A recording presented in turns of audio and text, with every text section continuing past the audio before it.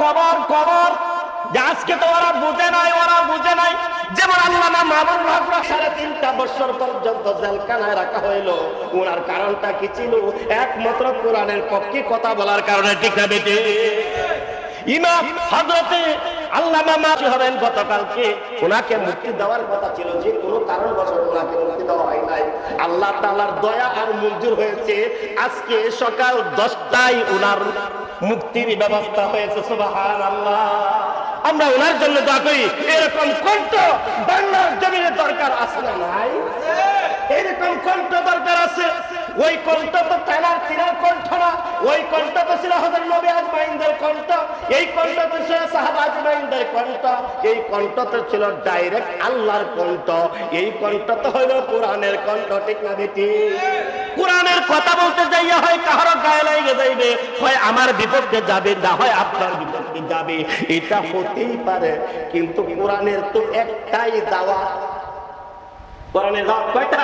একটা, লা ইলাহা ইল্লাল্লাহ। আল্লাহ ছাড়া কোনো ইলাহ নাই, আল্লাহ ছাড়া কোনো মাবুদ নাই, আল্লাহ ছাড়া কোনো উৎস নাই, আল্লাহ ছাড়া তোমার আর কেউ নাই, তোমার রাস্তা একটা। তুমি এমন হালাতে মত তার এসেছে যে মতের পরে তার লাশটাকে পর্যন্ত দেখার জন্য কেউ যায় না। মতের পরেও তাকে বলা হয় নাউজুবিল্লাহ নাউজুবিল্লাহ। কেউ বলে যে মৃত্যুবরণ করছে, বলা হয়েছে। কেউ বলে মৃত্যুবরণ করছে, বলা হয়েছে। কিন্তু মতটা হলো দুই প্রকার। এক প্রকারের মত হলো তার ভালো জায়গায় মত হওয়া। এই জন্য বড় বড় আল্লাহর ওলি, এমনকি হযরত ওমর ফারুক রাদিয়াল্লাহু তাআলা তিনার জীবদ্দশায় আল্লাহ তাআলার কাছে দোয়া করতেন, আল্লাহ গো তুমি আমাকে শাহাদানা মওত দান করো। শহীদের মওতের তামান্না করেছে যে আমি যেন শহীদের মৃত্যুবরণ করতে পারি। কেন বা শহীদের মওতের মৃত্যুবরণ আকাঙ্ক্ষা করবে না? মওতের আকাঙ্ক্ষা করার পিছনে তো একটাই কারণ, যে মওতের আকাঙ্ক্ষা তখনই তার করতে পারে যখন মানুষটা কি করে, তার মওতের পেরেশান তার ভিতরে থাকে, পরজগতের পেরেশান তার ভিতরে থাকে, দ্বীনের পেরেশান তার ভিতরে থাকে, দ্বীনের মুহাব্বত তার ভিতরে থাকে, মওতের টেনশন তার ভিতরে থাকে। এমন একটি মানুষ তো সে মওতেরই চিন্তা ভাবনা করবে এবং সুহাদানা মওতেরই সে তামান্না করবে। কাল কিয়ামতের ময়দানে আমার আল্লাহ রাব্বুল আলামিন 4 ধরনের মানুষকে আল্লাহ তাআলা কাল কিয়ামতের ময়দানে আল্লাহ তাআলা সুপারিশ দিবেন। 1 নম্বর হলো শহীদ, 1 নম্বর হলো নবী। নবীরা কাল কিয়ামতের ময়দানে আল্লাহ রাব্বুল আলামিনের দরবারে গুনাহগার উম্মতের জন্য সুপারিশ করবেন। সুহাদা, শহীদগণ, যারা আল্লাহর পথে জিহাদ করে মৃত্যুবরণ করেছে, কারারুদ্ধকর অবস্থায় মৃত্যুবরণ করেছে, দ্বীনের জন্য মৃত্যুবরণ করেছে, কোরআনের জন্য মৃত্যুবরণ করেছে, একমাত্র আল্লাহ তাআলার জন্য তার মওত এসেছে। সেই মওতটা কত বড় দামি!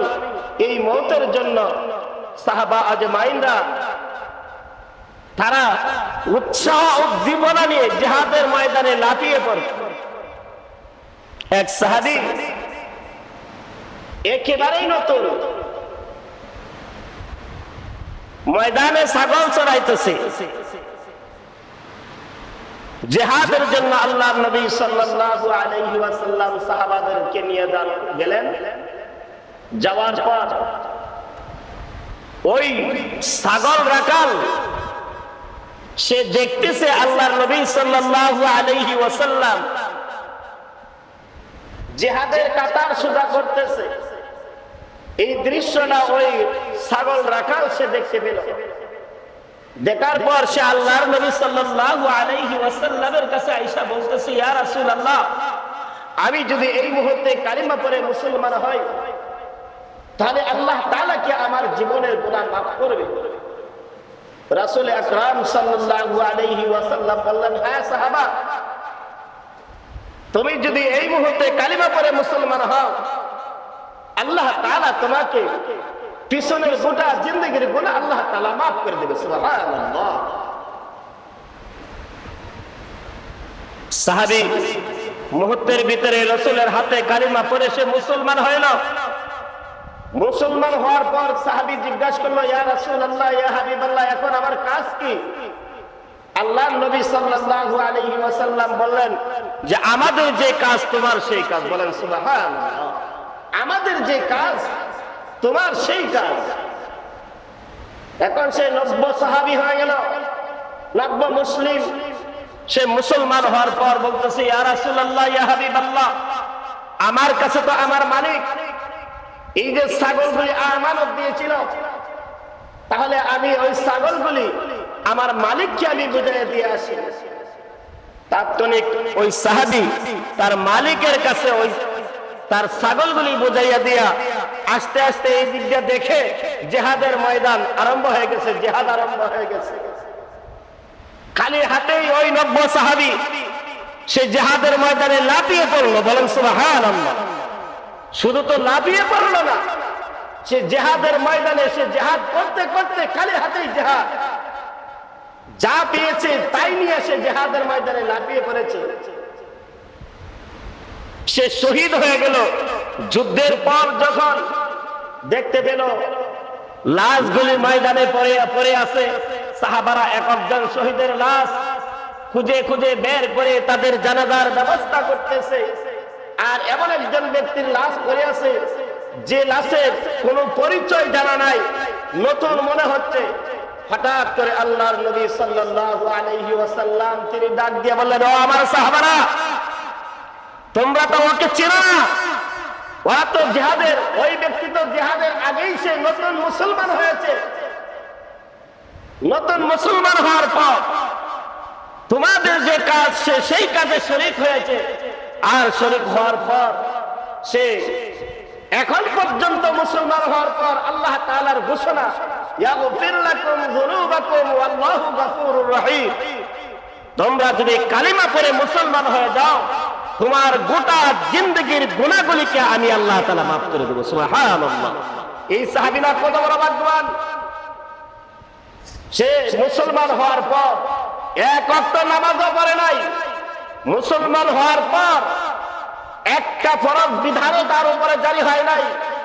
এর ফাঁকে এই দুনিয়া থেকে সে শহীদ হয়ে মৃত্যুবরণ করেছে।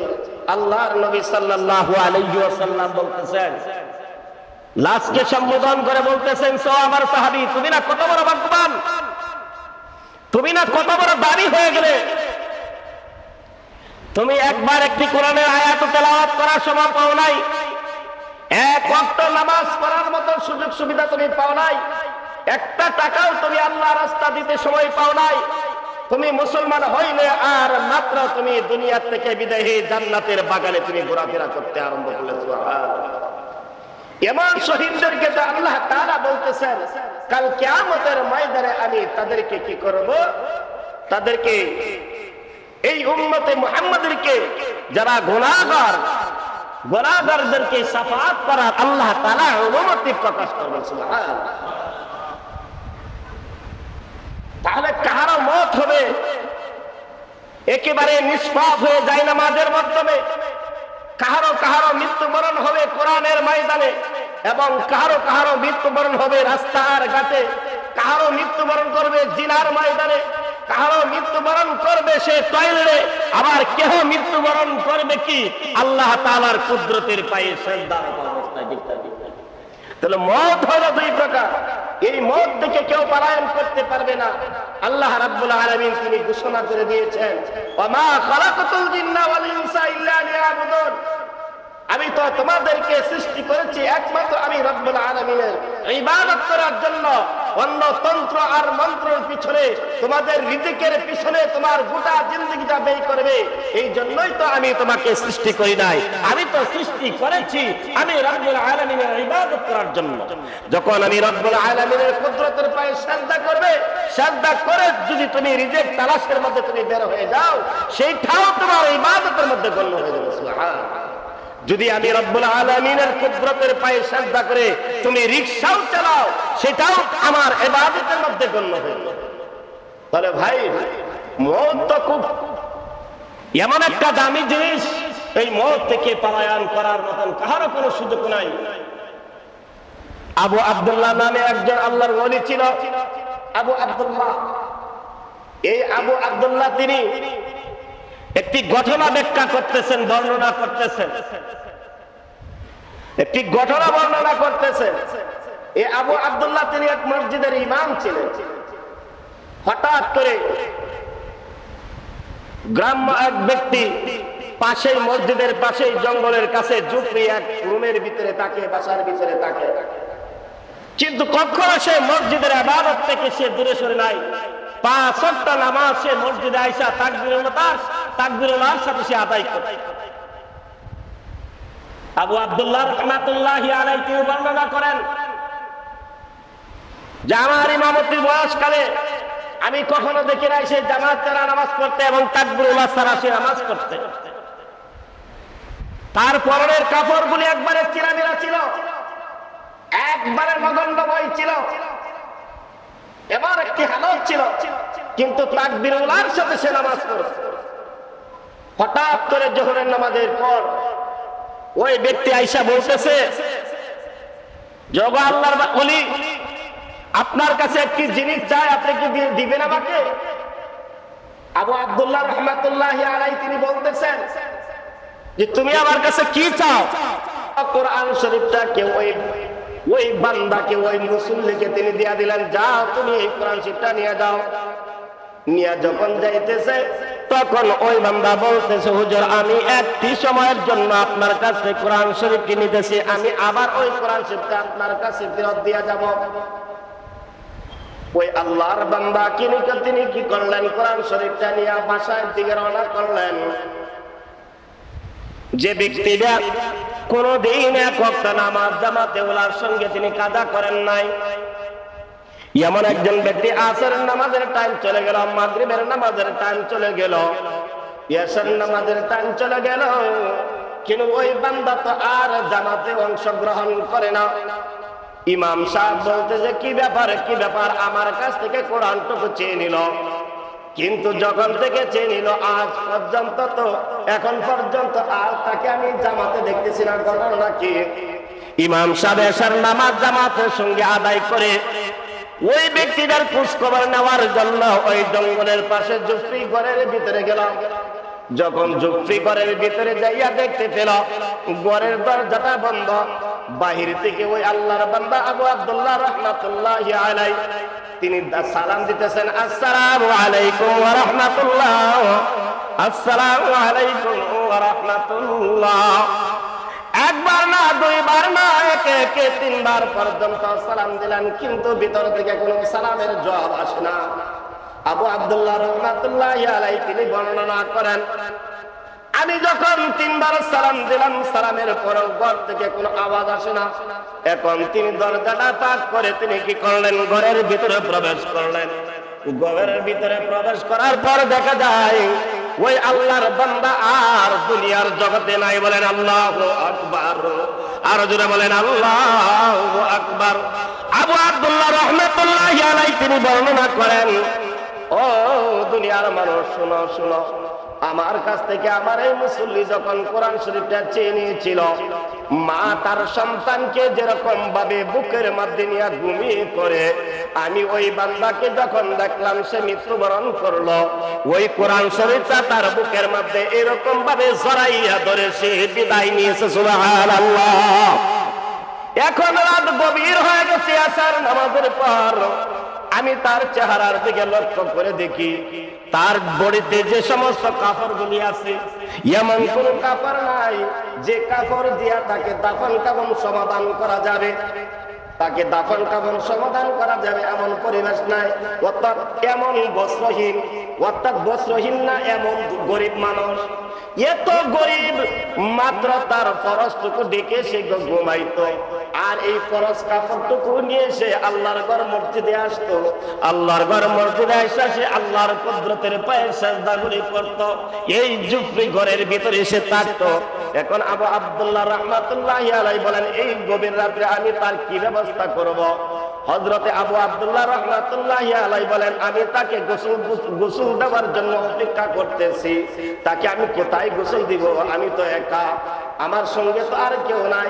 এরকম ভাবে একটা কাঠের ব্যবস্থা করে ফজরের নামাজের আযানের টাইম হয়েছে, মসজিদে মুয়াজ্জিন সাহেব আল্লাহু আকবার আল্লাহু আকবার বলে আযান দিয়েছে। ইমাম সাহেব তিনি কি করলেন? কাঠটাকে তার লাশের পাশে রেখে আবু আব্দুল্লাহ রাহমাতুল্লাহি আলাইহি মসজিদে আসলেন।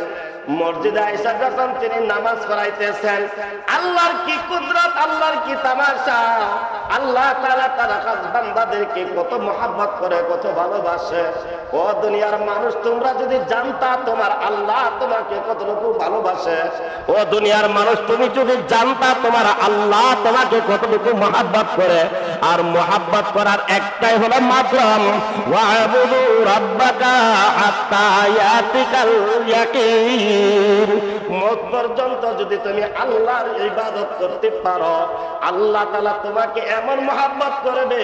আল্লাহ তাআলা বলেন ইরজিই ইলা রাব্বিকি রাদিয়াতাম মারদিয়া ফাদখুলি ফি ইবাদি ওয়াদখুলি জান্নাতি।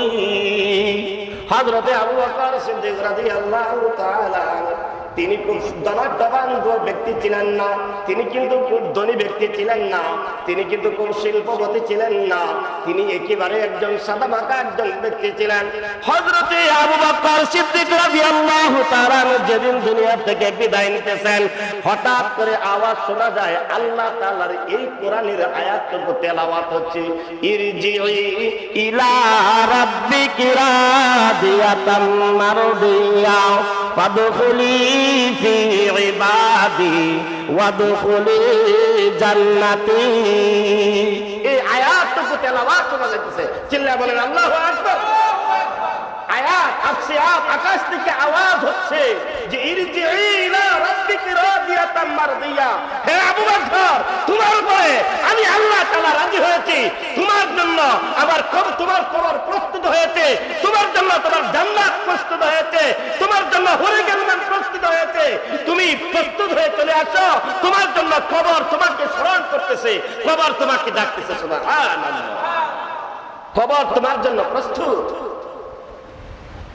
আল্লাহ তাআলা বান্দাকে তো মহব্বত করে ইবাদতের জন্য। ইবাদত সম্পদের কারণে আপনাকে মহব্বত করা হয় নাই। আল্লাহ তাআলা তো আপনি যে সুন্দর সেই সুন্দরের জন্য আপনাকে ভালোবাসবে না। আপনি প্রধানমন্ত্রী, সেই হিসাবে তো আল্লাহ তাআলা ভালোবাসবে না। আপনি হতে পারেন একজন সুইপার, আপনার ভিতরে যদি আল্লাহ তাআলার দ্বীন থাকে তাহলে আল্লাহ তাআলা আপনাকে ভালোবাসবে আর আপনার মুখটাও ভালো হবে। ওই আবু আব্দুল্লাহ রাহমাতুল্লাহি আলাইহি তিনি বর্ণনা করেন, ফজরের নামাজের ইমামতির জন্য আমি জায়নামাজে দাঁড়াইয়া গেলাম। জায়নামাজে দাঁড়াইয়া আমি যখন ডান দিকে সালাম ফিরাইলাম, আসসালামু আলাইকুম ওয়া রাহমাতুল্লাহ, আসসালামু আলাইকুম ওয়া রাহমাতুল্লাহ। ইমাম সাহেব সালাম ফিরাইছে। সালাম ফিরাইয়া তিনি দেখেন যে প্রতিদিন যে আমি মসজিদে ইমামতি করি, ইমামতি করার পর আমার পিছনে আমার যে মুসল্লি, তার থেকে 3 থেকে 4 ডাবল মুসল্লি আমার এই মসজিদে আমার পিছনে নামাজ পড়েছে। সুবহানাল্লাহ, 3 থেকে 4 ডাবল মুসল্লি আমার পিছনে নামাজ পড়েছে। এখন এই আবু আব্দুল্লাহ রাহমাতুল্লাহি আলাইহি তিনি ভাবলেন ব্যাপার কি, কাউকে খবর দেওয়া হয় নাই, আর ওই ব্যক্তিরা যে মারা গেছে এটা কেউ জানে না, একমাত্র আমি ছাড়া কেউ জানে না। আমি তার কবর ঘরে সারাটা রাত্র আমি অবস্থান করলাম, কাউকে আমি খবর দেই নাই। হঠাৎ করে তিনি দেখতে পেলেন এমন 4 জন ব্যক্তি ওই ফজরের নামাজের ভিতরে অংশগ্রহণ করেছেন। 4 জনের মধ্যে একজন হলেন হযরতে মালিক ইবনে দিনার রাহমাতুল্লাহি আলাইহি। বলেন সুবহান।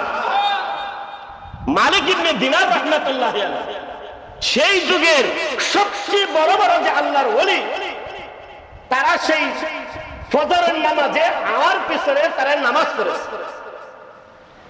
আল্লাহু আকবার বলেন, আল্লাহু আকবার। আশ্চর্যময় ঘটনা। আরো আশ্চর্যের বিষয় হলো, আমি যখন ডান দিকে সালাম ফেরাইলাম, বাম দিকে সালাম ফেরাইলাম, ওই চারজন ওলির হাতের দিকে আমি তাকাইয়া দেখি প্রত্যেকের হাতের ভিতরে কাফন ছড়ানোর জন্য কাফনের কাপড়। চারজন ওলির হাতে 4টা ব্যাগ, প্রত্যেকের হাতের ভিতরে ওই কাফন ছড়ানোর কাপড়গুলি। বলেন সুবহানাল্লাহ। এখন হযরতে আবু আব্দুল্লাহ রাহমাতুল্লাহি আলাইহি জিজ্ঞাসা করলেন, মালিক ইবনে দিনার রাহমাতুল্লাহি আলাইহি, মালিক ইবনে দিনার রাহমাতুল্লাহি আলাইহি তিনি কত বড় একজন আল্লাহর ওলি।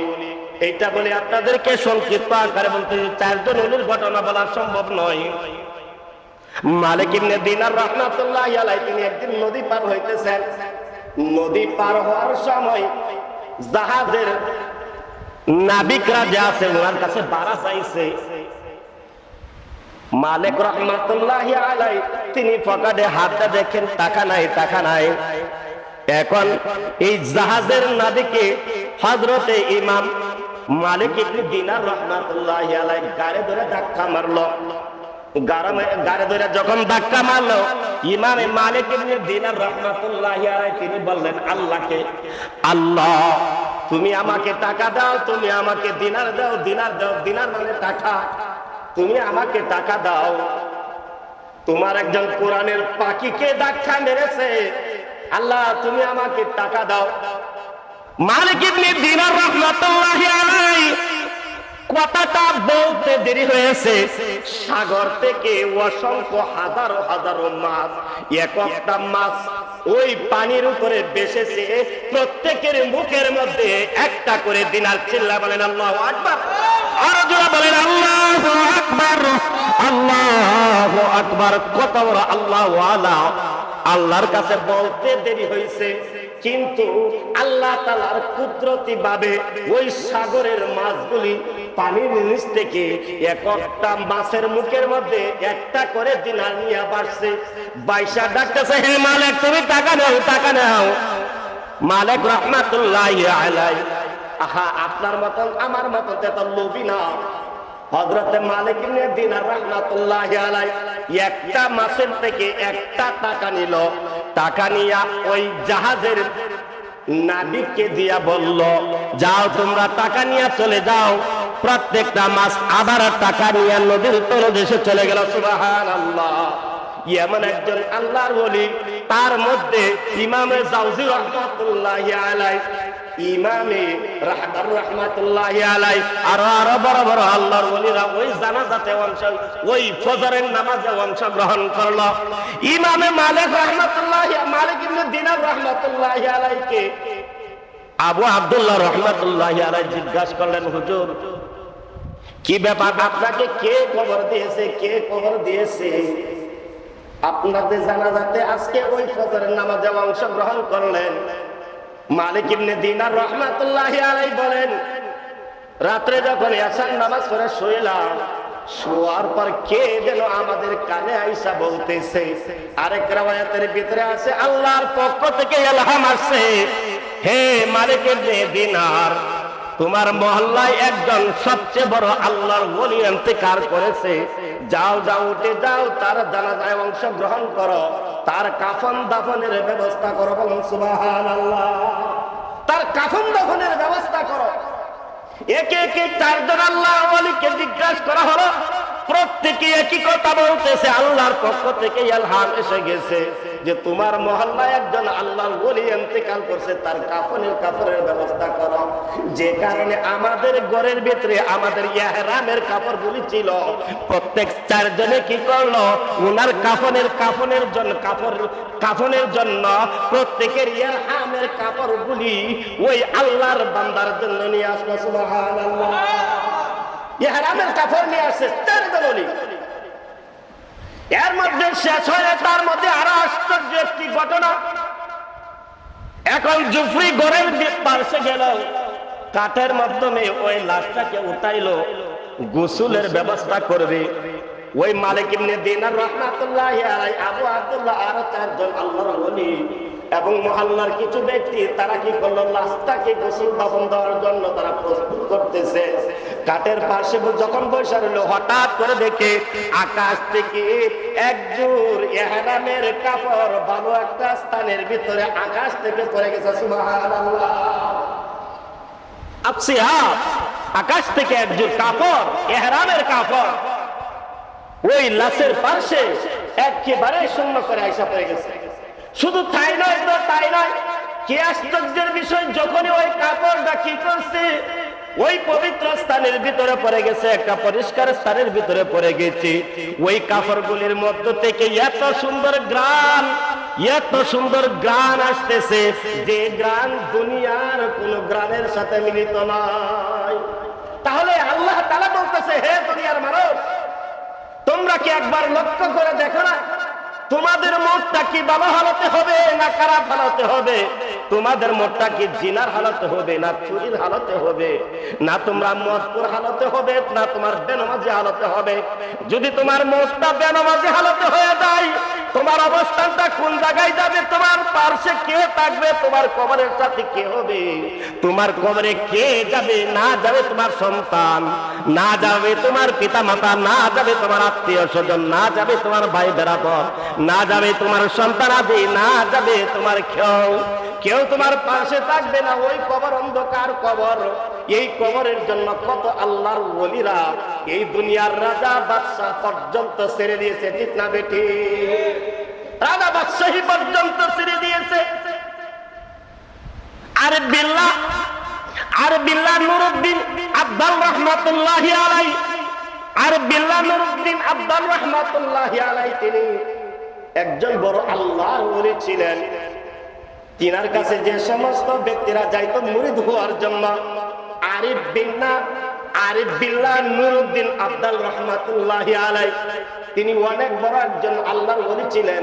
তিনার কাছে যেই মুরিদ হইতে যাইতো তিনি অনেকগুলি ব্যাগ, ছোট্ট ছোট্ট ব্যাগ বানায় রাখতেন।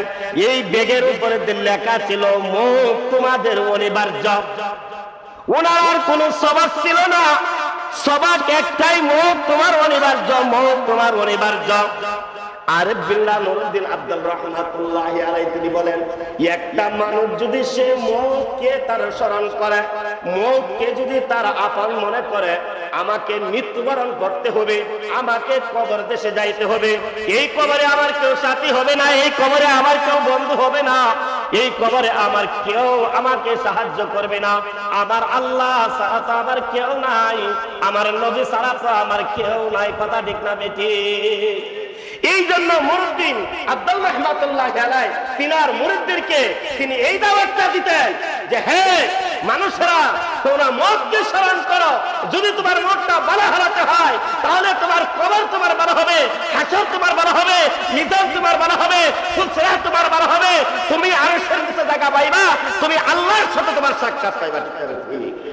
আর যদি তোমার মওত যদি খারাপ হয়ে যায়, তোমার মওত যদি তোমার বেনামাজি হালত হয়ে যায়, তোমার মওতটা যদি মদপুরে হালত হয়ে যায়, তোমার মওতটা যদি জিনা করে হালত হয়ে যায়, মওতটা যদি তোমার সুদগুর হালত হয়ে যায়, মওতটা যদি তোমার হারাম করে অবস্থা হয়ে যায়, মওতটা যদি তোমার খুব খারাপ হালত হয়ে যায়, তাহলে তোমার সঙ্গে কেউ থাকবে না, কেউ থাকবে না। আর মওতটা যদি তোমার জায়নামাজের হালত হয়ে যায়, মওতটা যদি তোমার কোরআনের হালতে হয়ে যায়, মওতটা যদি তোমার শহীদানা হালত হয়ে যায়, আহা, আল্লাহ তাআলার এই জমিনের মধ্যে কত আল্লাহর ওলিরা দ্বীনের জন্য জেল কাটছেন, ঠিক না বেঠি? কত মানুষ জেল কাটছেন। হযরতে ইমামে আবু হানিফা রাহমাতুল্লাহি আলাইহি তিনি আমাদের ইমাম, তিনিও তো এই দ্বীনের জন্য জেল কাটছেন। ইমাম মালিক রাহমাতুল্লাহি আলাইহি জেল কাটছেন, হযরতে ইমাম আবু ইউসুফ রাহমাতুল্লাহি আলাইহি জেল কাটছেন। পরিশেষে আমাদের নবী মুহাম্মদুর রাসূলুল্লাহ সাল্লাল্লাহু আলাইহি ওয়াসাল্লাম পর্যন্ত জেল কাটছেন, ঠিক না বেটি? এই দ্বীনের জন্য কেন এত কষ্ট করছেন, কেন এত কষ্ট করছেন? সাহাবা আজমাইনরা যুদ্ধের ময়দানে যাইয়া নিজের গর্দান বিলীন করে দিয়েছেন। কেন দিয়েছেন? কারণটা কি? কারণটা একমাত্র মওতকে তারা স্বাগতম জানাইছেন, মওতকে তারা আপনজন মনে করেছেন।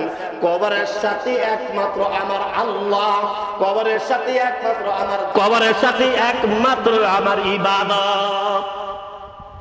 এই হাজার হাজার মানুষেরা জেল কাটতেছে, হাজার হাজার আলেমরা জেল কাটতেছে, হাজার হাজার আলেমরা বেইজ্জতি হইতেছে। ভাই কেন? আপনার বাসায় কোরআনের দাওয়াত দিয়ে যাইতে যাইয়া এইখানে বেইজ্জতি হইতেছে। আপনার পাশের বাড়িতে মসজিদে ইমামতি করতে যাইয়া ইমামতি একজন সাধারণ মুসলিমের হাতে বেইজ্জতি হয়। আপনার বাড়ির পাশে একটা মাদ্রাসা, একজন ইমাম সব লেখাপড়া করা, ওইখানে তার বেইজ্জতি হয়।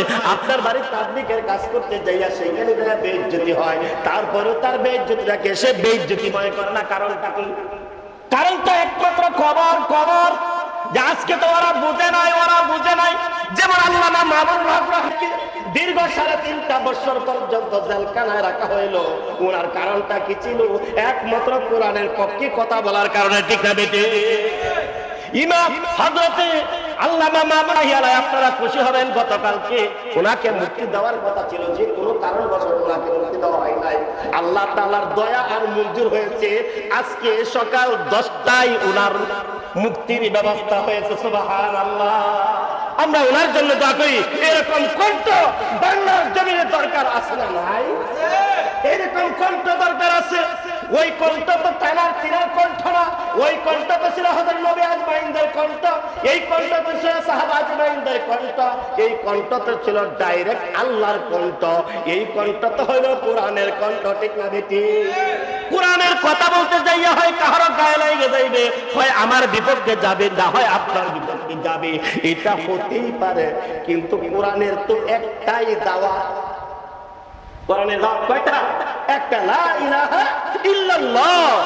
আল্লাহ ছাড়া কোনো ইলাহ নাই, আল্লাহ ছাড়া কোনো মাবুদ নাই, আল্লাহ ছাড়া কোনো উৎস নাই, আল্লাহ ছাড়া তোমার আর কেউ নাই। তোমার রাস্তা একটা, তুমি ইহুদি হও, তুমি মুসলমান হও, তুমি বেঈমান হও, তুমি কাফের হও, তুমি মুশরিক হও, মৃত্যু তোমাকে অনিবার্য। মৃত্যু থেকে কেউ পলায়ন করতে পারে। আজ পর্যন্ত যত বড় বড় দার্শনিক, পণ্ডিত, বৈজ্ঞানিক আছে, কারণ সাদা মত থেকে কি পলায়ন করতে পারছে? ফেরাউন নিজে খোদা দাবি করছিল, মত থেকে কি পলায়ন করতে পারছে? দেখেন ভাগ্য কত। ফেরাউন সে জাহান্নামী, তার ঘরের স্ত্রী আসিয়া। আজও পর্যন্ত আসিয়ার কবরের পাশে যদি যাওয়া যায়, কিয়ামত পর্যন্ত তার কবরের পাশে গেলে ওই কবর থেকে আল্লাহ তাআলা জান্নাতের সুগন্ধ বের করতে থাকবে। সুবহানাল্লাহ। জান্নাতি সুগন্ধ বের হতে থাকবে। তাহলে শুহাদার মওত খুব তামান্না। মওতটা যদি আপনার বলা হয়, আপনার কবরের পাশে যদি একটা গুনাহগারের কবর হয়, ও ভাই এই দিকে যদি যেতে চায়, তাহলে অন্যদিকে আলোচনা চলে যাবে। যে কবরের মধ্যে একজন আলেমের কবর আছে, যে কবরের ভিতর, যে গুরুস্থানের ভিতরে একজন হাফেজের কবর আছে, ওই গুরুস্থানটা পর্যন্ত ওই আলেমের কাছে আল্লাহ তাআলা দাবি বাড়াইয়া দেয়। সুবহানাল্লাহ। এই গুরুস্থানটা দামি হয়ে যায়। কেমন দাবি হয়ে যায়? এখানে যদি একটা প্যান দেওয়া হয়, ওই যে প্যানটা দেওয়া হয়েছে ইমাম সাহেবের জন্য, কথা লিখতে হবে। এখন এই বাতাসটাকে শুধু আমি ইমাম সাহেব একা বুক করতেছি না, আরো যারা আশেপাশে আছে তারা বুক করতেছে। একজন আলেমকে যদি যে কবরে রাখা হয়, আল্লাহ তাআলার পক্ষ থেকে যদি শান্তি আর বরকতে আসতে থাকে, আশেপাশে যদি কোনো গুনাহগারের কবর থাকে, আল্লাহ তাআলা ওই যেরকম ফ্যানের বাতাস শুধু ইমাম সাহেব একা বুক করে না, কিন্তু ওই কবরের ভিতরে যদি রহমত বর্ষিত হয়, শুধু ওই ব্যক্তি মুখ করবে না, তার সুবাদে পাশের কবরগুলো পর্যন্ত না যাবে। অনেক লম্বা সেদিকে আলোচনা। যাই হোক, গরমের দিন বেশি আলোচনা করতে চাই না, তবে আমার আলোচনা চলতেছিল মওত অনিবার্য, মওত থেকে আমাকে পলায়ন করার মতো কোনো সিস্টেম নাই। আমার আল্লাহ তাআলা বলতেছেন, ওয়াবুদু রাব্বাকা হাত্তা ইয়াতিকাল ইয়াকিন। তোমরা ইবাদত করতে হবে, শুধু শুক্রবারে ইবাদত করবে, শুধু শনিবারে ইবাদত করবে, শুধু সোমবারে ইবাদত করবে, শুধু রমজানে ইবাদত করবে, এটা হতে পারে না। তোমার জন্ম থেকে মওত পর্যন্ত যে সময়টা, হাত্তা ইয়াতিকাল ইয়াকিন, তোমার মওত যখন আসবে, আজরাইল আলাইহিস সালাতু ওয়াস সালাম যখন এসে যাবে, তখন পর্যন্ত তোমার ইবাদতের হালতেই তোমাকে থাকতে হবে। যেমন হযরতে ইমাম আবু ইউসুফ রাহমাতুল্লাহি আলাইহি উনি যখন শেষ নিঃশ্বাসটা বের হয়েছিল, সেই হালতটা কি অবস্থায় ছিল? ছাত্রদেরকে তালিমরত অবস্থায় তিনি দুনিয়া থেকে বিদায় নিয়েছেন। আল্লাহ তাআলা আপনাকে আমাকে যে কয়টি কবর সম্পর্কে আলোচনা করেছি, মওত সম্পর্কে আলোচনা করেছি, আল্লাহ যেন আমলে পরিণত করার মতো তৌফিক দান করেন। আমিন। ওয়া